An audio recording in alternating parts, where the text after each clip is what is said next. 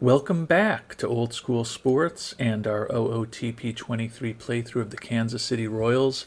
We are midway through the offseason of 2028 to 2029. We've made three big moves thus far in the offseason. Brought back Aaron Ashby as a reliever, as a free agent. We brought back Nicky Lopez to be our starting shortstop. And most importantly, we made a big trade with the Boston Red Sox. We traded away four players, most importantly, Zach Willeman, the excellent starting pitcher, to pick up the 25-year-old center fielder Luis Jose, who we hope can be one of the top defensive center fielders in baseball, while also hopefully delivering a little bit with the bat. Concern with him is he's fragile. So we want to make sure that he can stay healthy. But I believe if he's healthy, he will be a definite improvement for us in center field to what we've had over the last few years. Before we get started too deep in the episode, I want to apologize right up front to one of our commenters. Since the last episode finished, I've literally made one move. And it's a move that Matt Jones probably will not approve of, to put Ashby onto the roster. I had to clear a spot on the secondary roster. And I traded away Matthew Frazier, who we had just picked up in the Rule 5 draft. I believe Matt thought that Frazier would be able to compete with Stephen Paolini for a backup outfield spot with us, but he won't be back. I traded him away to clear up the roster spot, and actually pretty happy with what we got for him. Minor league third baseman Jay Knowles, who good personality. He's never going to be much at the major league level, but could certainly play infield in the pinch for us. And a minor league shortstop, Abel Bastidas. A little better defensively. Again, not much of a bat, but someone who could potentially be a fill-in at the major league level. And then we also got a little cash from the Tigers in that trade. So unfortunately, Frazier will not be in the mix to make the roster this upcoming season. Looking at the financial situation, still have some money left for both free agents and potentially out into the out years for extensions.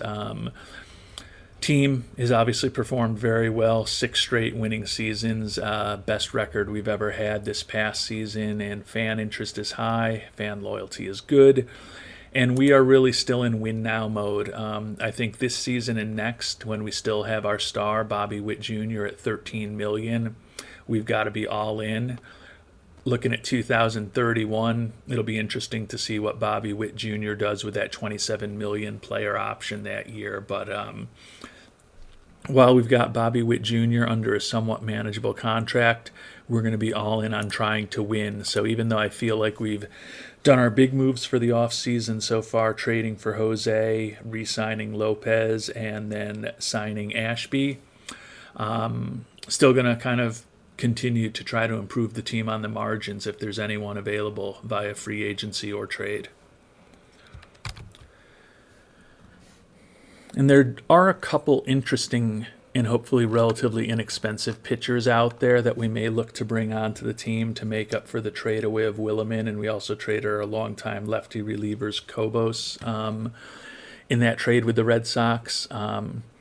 Tanner McDougal is kind of an interesting pitcher in my view. He's got 3 good pitches, has the stamina to start if we need him to, good personality. Looks like he could be a average-ish, maybe even slightly above average major league starter. He just hasn't gotten much of an opportunity in his career. Last year, as a 25-year-old, finally got up to the majors with Miami and was really good with a 1.63 ERA plus, although his 96 FIP minus indicates he may have only been a little bit above average, but obviously with only 7 1/3 innings pitched, it's a small sample size. I'm going to see if maybe we can offer him a minor league contract, see if he's got any interest at all in that. Certainly would even give him a minor league contract that could turn into a major league contract. Similarly, Jack Wiesenberger, only a two-pitch pitcher and clearly a reliever, but a good work ethic, good stuff, good movement, acceptable control. 31 years old, but he just seems like a guy who's never really gotten a legitimate chance at the majors. Hasn't pitched in the majors in 5 years, since he was with the Mets as a 25-year-old. But he was really good then, a 166 ERA plus and a 67 FIP minus. Again, at least right now, I'm just going to offer him a minor league contract. He may come back and say, hey, I need a major league deal, or I want a minor league deal with a guarantee if I make the major league roster. But I think both of those pitchers would definitely be in the mix for us to make the 26-man roster. So would love to have them both in the organization. So we'll see whether we hear anything back from the two of them. I'm sure we'll hear something over the next few weeks. I don't love our backup infielders. Right now we've got Ken at first base, Cabrera at second, Witt Jr. at third, and Lopez at short. Really like our starting lineup. We still have Zach DeCenzo as kind of a backup infielder, and then kind of the other backup infielder is Peyton Williams, who's really more of a DH for us. He's a regular player for us. But the only infield position he can play is first base. So although with Kin, Cabrera, and Witt Jr., we've got players, they're all versatile. They can all play, pretty much any infield position. So we do have some versatility there. But I wouldn't mind having a little more. Jose Barrero's been with us the last couple years. He's looking for $3 million. You can see the most average-looking major league batter possible. But he can play second, third, and short. Short in a pinch. He can play second okay and decent third baseman. I'm pretty confident he will not accept a minor league contract, but we're going to at least throw one out there to him to get the conversation going. I feel like Williams is definitely going to be on our roster, just given how good his bat is. Not that he is a great hitter, but you can see he's been pretty productive for us with 27, 49, and 29 homers the last 3 seasons. He just doesn't have a position to play defensively, which makes it tough. He could theoretically get into a backup outfield kind of role. We could definitely he'll be on the roster, but I guess if we sign someone who was a little more versatile defensively than him, Williams could end up like taking that fifth outfielder spot from a Will Taylor or a Stephen Paolini, depending on how spring training goes. So we do potentially have a little flexibility there. I'd like to move on from DeCenzo eventually. He's going to be in line for about $4.5 million next year. He's making about $2.5 million this year. But I do right now like the fact that he can play first, second, and third at an at least competent level. And his bat has not been horrible at the major league level. 97 OPS plus, 95 WRC plus. He's been an almost average offensive player for us. But I don't think I'm going to be spending $4.5 million next year for an average offensive player who's a backup for us and reasonably versatile defensively, but not incredibly proficient defensively, if that makes sense. So going to keep an eye on whether there's any potential infielders that we can bring on is maybe a DeCenzo replacement, or more likely just somebody who would actually end up being a Will Taylor or Stephen Paolini replacement at the back end of the roster, who maybe is a little better defensively than DeCenzo and certainly is better defensively than Peyton Williams. So we will keep our eye out for a player like that in the coming weeks of free agency also. And not surprisingly, perhaps, Tanner McDougal not willing to sign a minor league contract.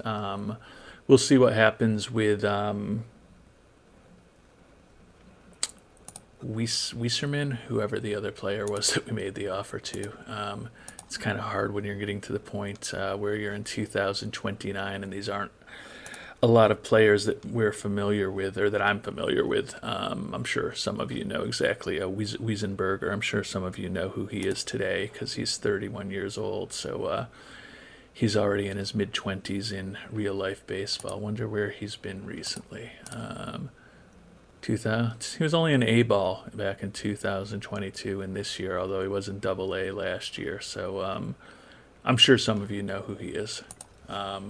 We'll see what happens with him before deciding if we want to make a major league contract offer to McDougal.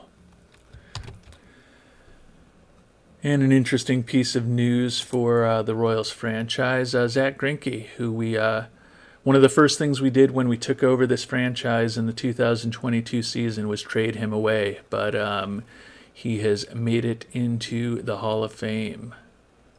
So a 78% vote for Greinke and a second ballot eligible for him.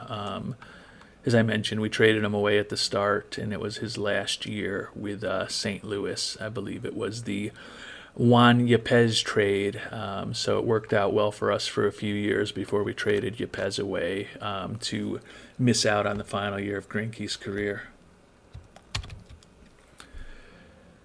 And perhaps not surprisingly, Wiesenberger is also looking for a major league contract. So I'll go back to both McDougal and Wiesenberger now and see if...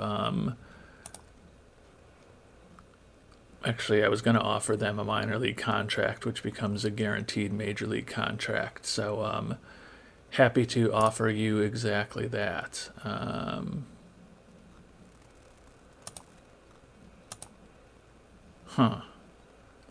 That was weird. I felt like I was offering McDougal exactly what he was asking for, and it seems like he wants to sign with Boston. Looking at... Oh, I screwed that up. I didn't mean to for Wiesenberger another minor league contract. I wanted to offer him a minor league contract with major league options. So I've probably just angered both of them because I'm tired and I'm not focused. So we'll see what happens with Barrero. We'll see what happens with those two relief pitchers, and we'll see if I can actually accomplish anything in these closing weeks of the offseason before we get to the beginning of spring training.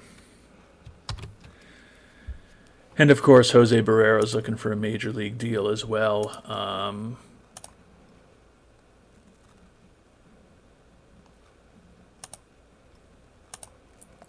We'll see if he goes for a minor league deal with major league options and a $2 million salary. Guessing he's not going to be thrilled with that. Yeah, he only wants to go to the majors. So I don't know that he's enough of an upgrade over DeCenzo that we really want to have him.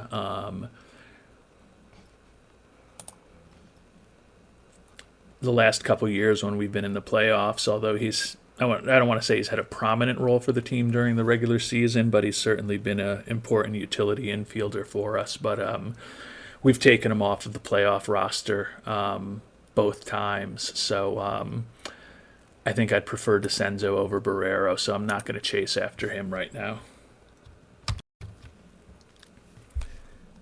And I don't think we're going to be making any huge moves. We'll continue to maybe chase an extra arm or two and maybe a utility infielder, but I'm going to bump the scouting budget and the player development budgets both back up to where they were a year ago. And you can see, obviously, that takes our money for free agents down an even bigger notch to less than $10 million, and now we've got no money available for extensions, which is fine. I don't think anyone that we sign is going to be for a long-term contract. Still, we'll look to see if we can add a little bit of organizational depth over these last few weeks of the offseason, but I don't think we're going to be doing anything too exciting at this point. And not shockingly, Jack Wiesenberger, after we offer him a minor league contract the second time in a row after he tells us that's not what he's looking for. He is a little crazy, though. I mean, he's 31 years old, and he was pitching in A-ball each of the last two seasons. It actually wasn't even that good in A-ball last year. So I think his demand is a little bit unrealistic, but if we can offer him he says he only wants a major league deal.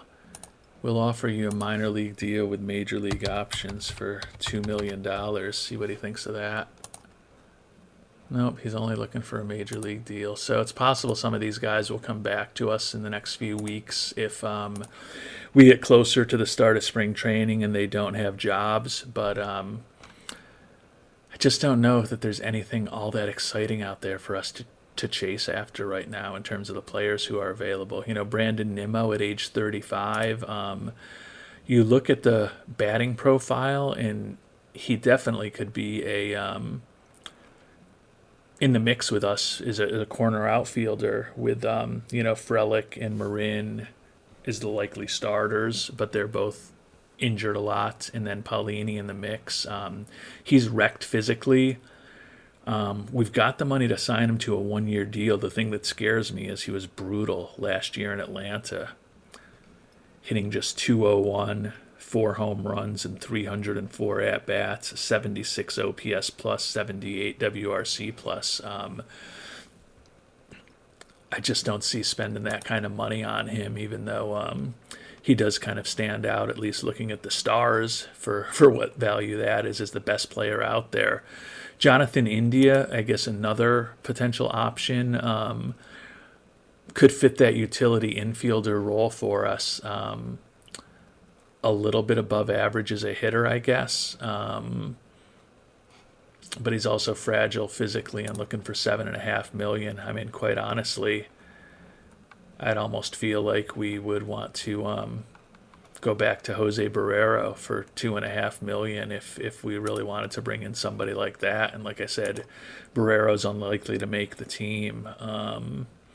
Luis Urias is interesting.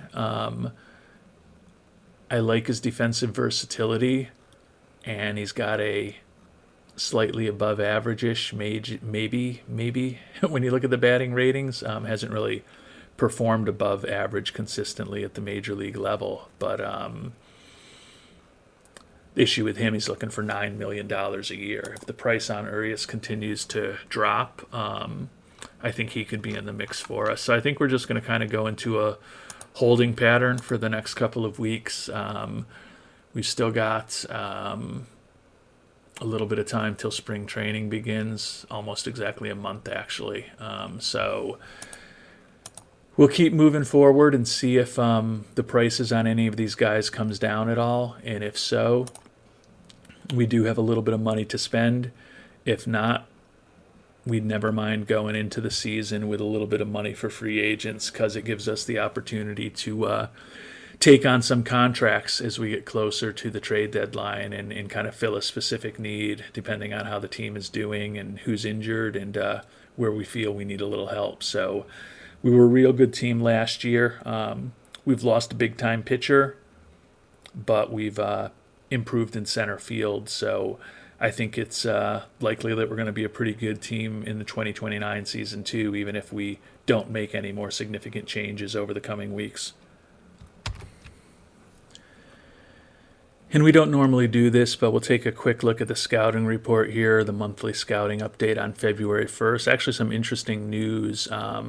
Caleb Lagerwell, at least according to our scout, has improved his overall rating and his potential rating. So big improvement for our starter there. And another key starter, Spencer Bauer, improved his stuff and his potential stuff, improved his stamina potential.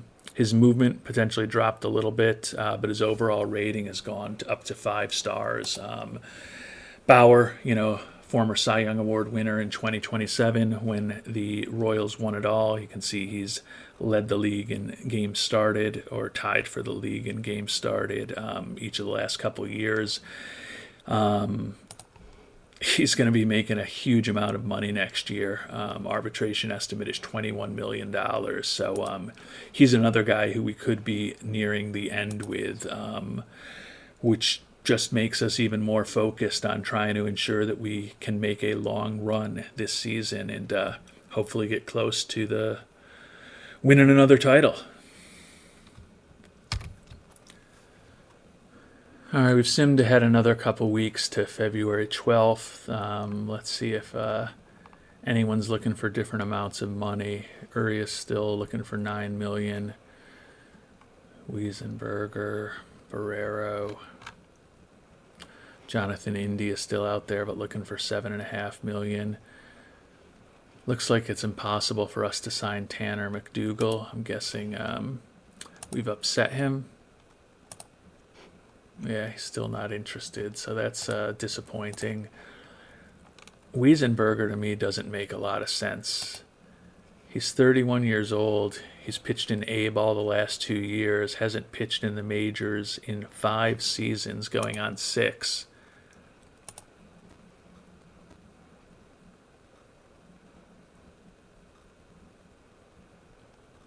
It sounds like we could be in the situation that we were with McDougal, where he's just angry enough at us that he's not going to go for this, but he is willing to go for a minor league contract, which becomes a guaranteed major league contract worth $3.4 million. I just don't know that we want to be spending that much on him at the major league level. I mean, he was effective the 1 year he was in the majors. According to both our scout and the OSA, they're pretty consistent about what he is. I just don't understand why the guy hasn't pitched in the majors in 5 years if he's really as good, or I don't even know good, but as potentially useful as these kind of ratings suggest he might be. I'm not going to chase him yet. If he's available when we get to spring training, we can talk about it more then.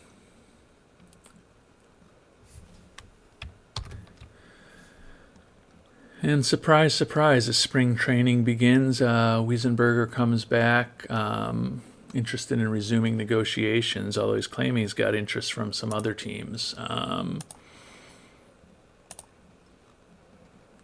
That's more interesting. He's looking for a minor league contract that becomes a $2 million contract if he makes it to the majors.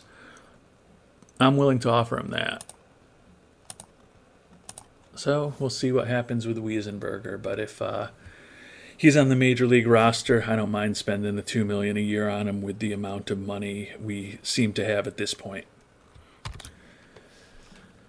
And as spring training begins, Mackenzie Gore is still suffering from that injury last year, the torn UCL from last May, going to be out another 8 weeks. So likely we'll miss all of spring training and the start of the season.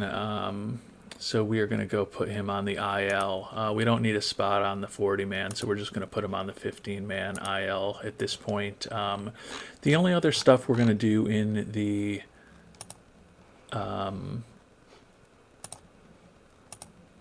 spring training here in terms of positioning is we are going to play Bobby Witt Jr. at shortstop as much as possible. Not that he's going to be our shortstop when we get to the regular season because we have Nicky Lopez, but we just want to hopefully get him as well suited to play that position as possible in the event that we do move on from Lopez next year and we can't find someone else to play short. Want Witt to be as plug and play as possible. Similarly, along that vein, Shitong Kin, we are going to give him a little bit of action at third base in the preseason here. Not his optimal position with his arm. And I don't know that he would actually slide to third if we moved Witt. I think he would become probably most likely our second baseman. And we probably would move Ricardo Cabrera over to third, but Cabrera is already pretty proficient over there. So we'll give those two guys a little bit of time to experiment at new positions a little bit in spring training, get a little more versatile defensively as we get ready for the regular season here. Other than that, the big hope is to just not suffer any real significant injuries in spring training. And we do have one more arm coming into camp. We did get Jack Wiesenberger signed, so we are going to ensure that he is in spring training also.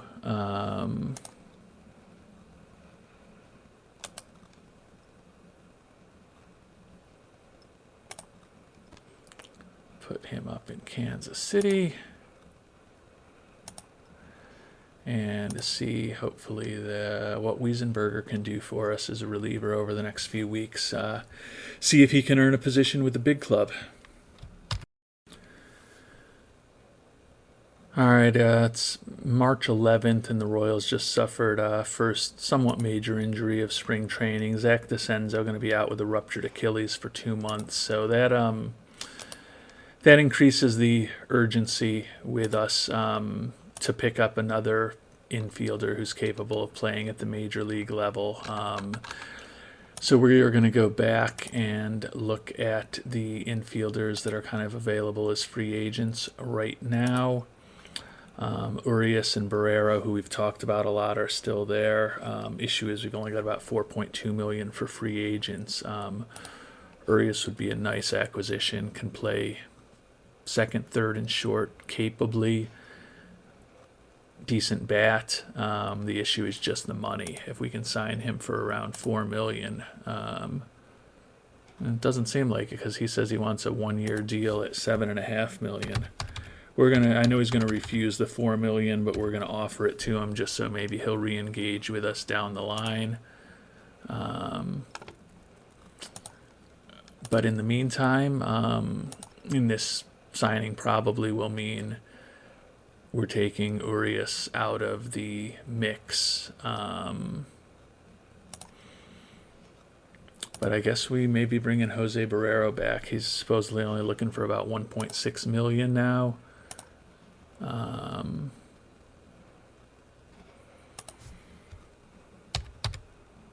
about $1.3 million at the major league level? And he's willing to think about it. So that could be the backup infielder we need, at least for the next several weeks, couple months, quite honestly, while DeCenzo is out and rehabbing. And we have gotten Barrero signed to that $1.3 million offer, so we will put him onto the roster. We've only got about a week left before spring training ends, so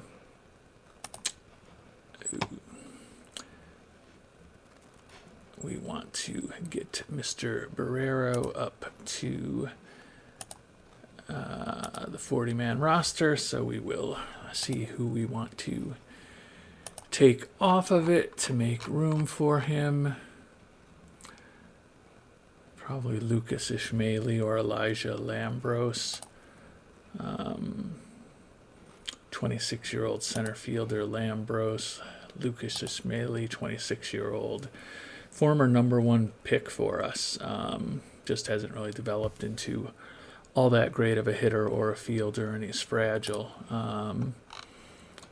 I think for the time being we will send Lambros. We will waive in DFA Mr. Lambros. Hopefully he will make it through to AAA.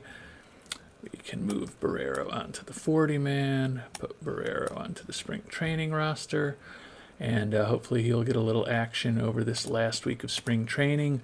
Hopefully no other injuries for the Royals as we close in on the start of the 2029 season. And we've made it to the end of spring training with these Royals. Ended up having a record of 13-11. Not that the spring record is all that important, but at least we were winning some ball games. As we kind of prepare to get it down to the 26-man roster, only key injuries are Mackenzie Gore, still out for about another 3 weeks after missing most of last year with that torn UCL. And Zach DeCenzo is going to be out another 7 weeks or so with that ruptured Achilles. And it was pretty easy to figure out the 13 players who are going to make the roster for the Royals as far as the position players. Melendez back at catcher, backed up by McGuire. Kin is our first baseman. Williams, the DH. Barrero, the utility infielder. Cabrera at second. Witt Jr. at third. And Lopez at short. Sal Frelick in left. Junior Marin in right. Luis Jose in center. Jason Dominguez and Steven Paolini going to be backup outfielders, although we are going to start the year moving Jason Dominguez into starting position in center field against left-handers to give Luis Jose a little bit more rest. He's fragile, and he's also not particularly good at hitting against left-handers, so hopefully giving him a little bit more regular rest and getting Dominguez in the lineup will hopefully help keep both of those fragile center fielders healthy. Clearly, when DeCenzo is back in about a month and a half or so, we will potentially have a decision to make with the likes of Paulini, Barrero, maybe even Jason Dominguez as far as that final roster spot. But we could also have a lot of injuries between now and then, so no telling what the situation will look like once Zach DeCenzo is back and healthy and ready to join the team. And as we get to the final cuts on our pitching staff, Brendan McKay, the Rule 5 acquisition, we are going to send him back to the Phillies. He is going to be the last cut on the team, unfortunately. So we will release him, send him back to the Phillies. And that gives us our 26-man roster. The starting rotation: Spencer Bauer, Caleb Lagerwell, Trevor Rogers, Ricky Vanasco, and Tyler Buzma. Aaron Ashby and Will Bryan, along with Will Goebel, are the lefties out of the pen. Will Goebel certainly could start for us in a pinch if we needed to. Zach Jacobs, also out of the bullpen, is another pitcher who could start for us in a pinch. He's joined as righties in the pen by R.J. Davovich, Will Klein, Jack Wiesenberger, who we signed in the offseason, and then our star closer, Austin Roberts. So that is what the 26-man roster for the Royals is going to look like as this season begins. We've got some work ahead of us to organize our minor league system and probably sign a few players to bolster our minor league system as we get closer to the regular season, but not going to bore you with all of the details as we work those things out. Before we finish up, let's run a simulation here and see what the predictions are for the Royals here in the 2029 season. Again, we're expecting big things. We are still in win now mode. And at least according to this projection, 95 and 67 for the Royals, which would be the best record in the American League. And it would be tied with both the Dodgers and the Braves for the best record in baseball. So we'll certainly take that. We'll see whether or not that's the case. At least in this simulation, none of the Royals were among the top hitters in the league, but Spencer Bauer, in what could be his final year with the Royals, at least in this simulation, was 16-5 with a 2.84 ERA, 233 strikeouts, and 183 2/3 innings. Boy, I tell you, if the fragile 28-year-old can really put up a season like that, we would be very pleased. And we will find out how he does in terms of getting started in that kind of direction in our next episode when we jump into the 2029 season. Until then, thank you so much for watching and hope you have a great day.